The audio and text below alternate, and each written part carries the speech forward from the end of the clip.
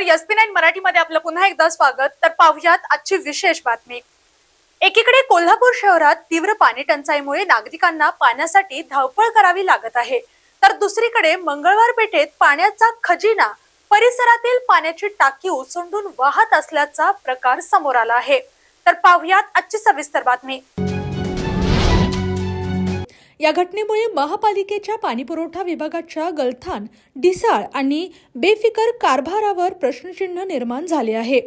शहरातील अनेक भागांमध्ये नागरिकांना पाणी टंचाईचा सामना करावा लागत असताना अशा प्रकारे मौल्यवान पिण्याचे पाणी वाया जाणे संतापजनक असल्याची प्रक्रिया नागरिकांकडून व्यक्त होत आहे. नागरिकांनी या प्रकरणाची चौकशी करून संबंधित अधिकाऱ्यांवर कारवाई करावी, तसेच भविष्यात अशा घटना टाळण्यासाठी प्रभावी यंत्रणा उभारण्याची मागणी केली आहे. पाण्याचा प्रत्येक थेंब महत्त्वाचा असताना प्रशासनाने पाणी व्यवस्थापनाबाबत अधिक जबाबदारीने काम करण्याची गरज असल्याचे मत व्यक्त होत आहे.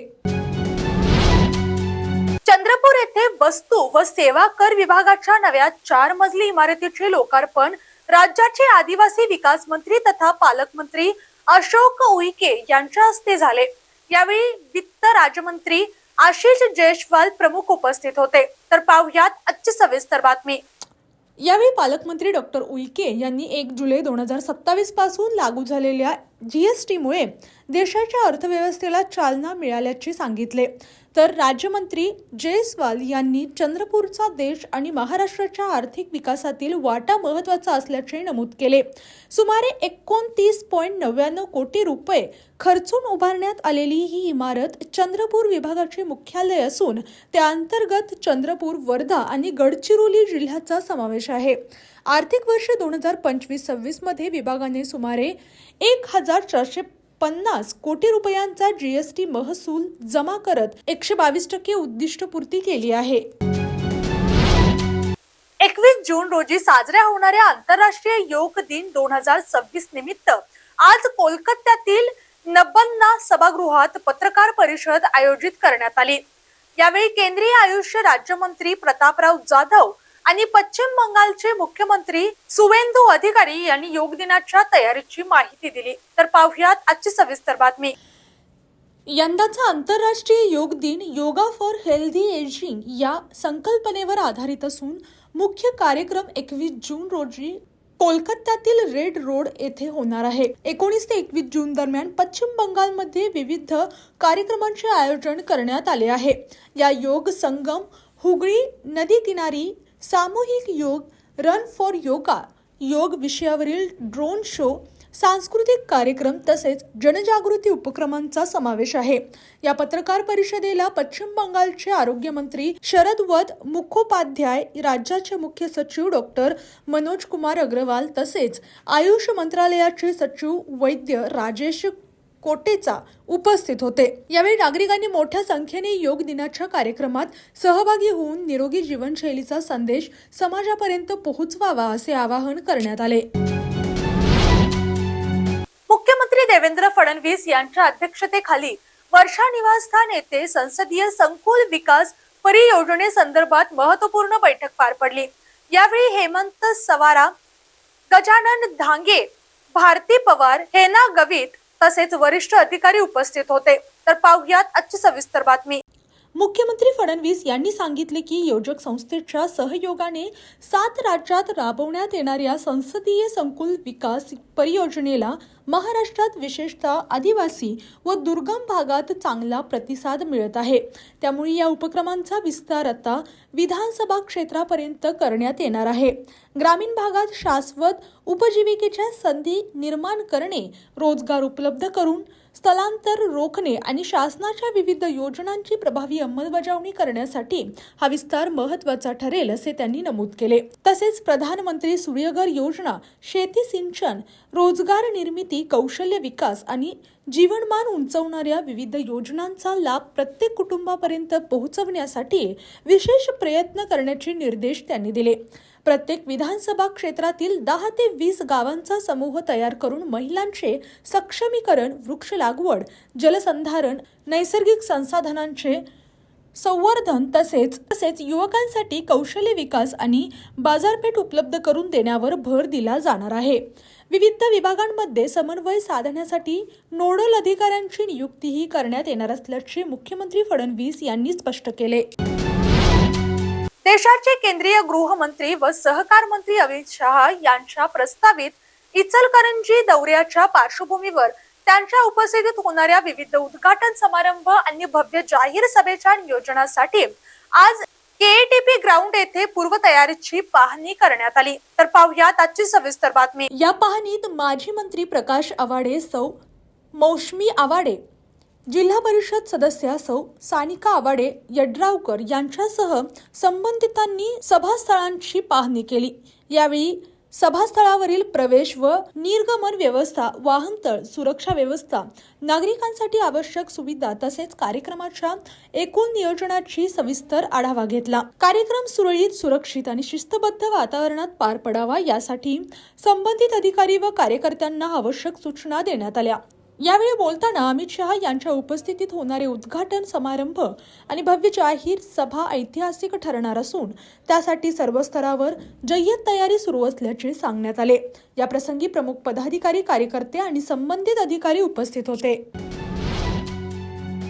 इचलकरंजी शहराच्या शाश्वत पाणी पुरवठ्यासंदर्भात मुख्यमंत्री देवेंद्र फडणवीस यांच्या अध्यक्षतेखाली मुंबईतील वर्षा शासकीय निवासस्थानी महत्त्वपूर्ण बैठक पार पडली. तर पाहूयात आजची सविस्तर बातमी. बैठकीत धैर्यशील माने, डॉक्टर राहुल आवाडे यांच्यासह वरिष्ठ अधिकारी उपस्थित होते. बैठकीत इचलकरंजी शहराच्या वाढत्या पाणी गरजा, कृष्णा नदीवरील उपलब्ध जलस्रोत तसेच हातकणंगले तालुक्यातील गावांच्या पाणी पुरवठ्याबाबत सविस्तर सादरीकरण करण्यात आले. यावेळी मुख्यमंत्री देवेंद्र फडणवीस यांनी कृष्णा नदी ही 3 राज्यांसाठी महत्त्वाची जीवनवाहिनी असल्याचे सांगत कोणत्याही राज्याच्या हक्काचा बाधा न आणता संबंधित भागाला आवश्यक पाणी उपलब्ध करून देण्यासाठी राज्य शासन सकारात्मक असल्याचे स्पष्ट केले. इचलकरंजीच्या शाश्वत पाणी पुरवठ्यासाठी आवश्यक पाणी साठवण क्षमता वाढवण्याचे विविध पर्याय तपासण्याचे निर्देश त्यांनी अधिकाऱ्यांना दिले. तांत्रिक, प्रशासकीय आणि आर्थिक बाबींचा सखोल अभ्यास करून शासनाकडून लवकरच अंतिम निर्णय जाहीर केला जाईल असेही त्यांनी सांगितले. या महत्त्वाकांक्षी प्रकल्पासाठी निधीची कोणतीही कमतरता भासू दिली जाणार नसल्याची ग्वाही मुख्यमंत्र्यांनी दिली. आवश्यक असल्यास बिनव्याधी दीर्घकालीन कर्ज उपलब्ध करून देण्याचाही विचार केला जाईल असे त्यांनी नमूद केले. याशिवाय स्थानिक स्वराज्य संस्थांनी कर वसुली अधिक प्रभावी करावी तसेच बांधकाम क्षेत्रातील नियमांचे काटेकोर पालन सुनिश्चित करावे अशा सूचनाही मुख्यमंत्री फडणवीस यांनी दिल्या.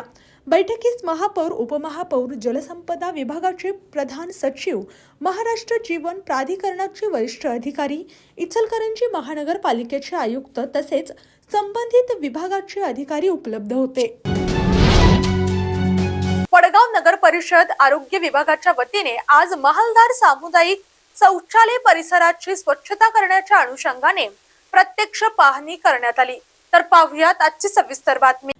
यावेळी वडगाव नगर परिषदेच्या नगराध्यक्ष विद्याताई पोळ यांनी माजी नगराध्यक्ष अभिजित पोळ यांच्या समवेत परिसराची पाहणी करून स्वच्छतेच्या कामांचा आढावा घेतला. परिसराची संपूर्ण स्वच्छता, कचरा हटवणे तसेच नागरिकांना स्वच्छ व सुरक्षित वातावरण उपलब्ध करून देण्यासाठी आवश्यक उपाययोजना तातडीने राबवण्याच्या सूचना संबंधित अधिकारी व कर्मचाऱ्यांना देण्यात आल्या. यावेळी नगराध्यक्ष विद्याताई पोळ यांनी शहर स्वच्छ, सुंदर आणि आरोग्यदायी ठेवण्यासाठी नगर परिषद सातत्याने कार्यरत असून नागरिकांनीही स्वच्छता राखण्यासाठी सहकार्य करावे असे आवाहन केले. अखिल भारतीय कुणबी मराठा समाज संघटनेच्या वतीने कर्जत येथील साई कृपा शेळके बंधू मंगल कार्यालयात कुणबी जोडा अभियानाचा शुभारंभ उत्साहात पार पडला. तर पाहूयात आजची सविस्तर बातमी. यावेळी आपत्ती व्यवस्थापन तज्ज्ञ प्राचार्य डॉक्टर जयपाल पाटील यांनी कार्यकर्त्यांना प्रचारादरम्यान वाहन चालवताना सुरक्षिततेचे नियम पाळण्याचे आवाहन केले. हेल्मेटचा वापर करणे, दुचाकीवर दोघेच प्रवास करणे, परवानाधारक चालकांनीच वाहन चालवणे आणि वाहतूक नियमांचे काटेकोर पालन करावे असे त्यांनी सांगितले. राष्ट्रीय अध्यक्ष SP पटेल यांनी गावागावात नवीन संघटना स्थापन करून कुणबी समाजाचे संघटन बळकट करण्यासाठी हे अभियान सुरू केल्याचे त्यांनी सांगितले. कार्यक्रमास देशातील विविध राज्यातील प्रतिनिधी व समाजातील मान्यवर मोठ्या संख्येने उपस्थित होते. भारतीय लष्कर प्रमुख उपेंद्र द्विवेदी यांनी 30 जून 2026 रोजी सेवानिवृत्त होणाऱ्या अधिकाऱ्यांशी रिटायरिंग ऑफर्स सेमिनार दरम्यान संवाद साधला. तर पाहूयात आजची सविस्तर बातमी. यावेळी लष्कर प्रमुखांनी अधिकाऱ्यांच्या राष्ट्र आणि भारतीय लष्करासाठी केलेल्या निस्वार्थ सेवेबद्दल त्यांचा गौरव केला. तसेच सेवानिवृत्तीनंतरही आपल्या अनुभव आणि नेतृत्वाच्या बळावर राष्ट्र निर्मितीत सकारात्मक योगदान देत राहण्याचा विश्वास व्यक्त केला. या संवादातून सेवानिवृत्त अधिकाऱ्यांच्या दीर्घ सेवेला सन्मान देत त्यांच्या पुढील सामाजिक आणि राष्ट्रीय योगदानालाही प्रोत्साहन देण्यात आले. अशाच जिल्ह्यातील, राज्यातील व राष्ट्रीय स्तरावरील ताज्या बातम्या पाहण्यासाठी पाहत रहा SP9 मराठी न्यूज चॅनेल. या चॅनेलच्या माध्यमातून विविध क्षेत्रात उल्लेखनीय कार्य करणाऱ्या मान्यवरांच्या प्रेरणादायी मुलाखती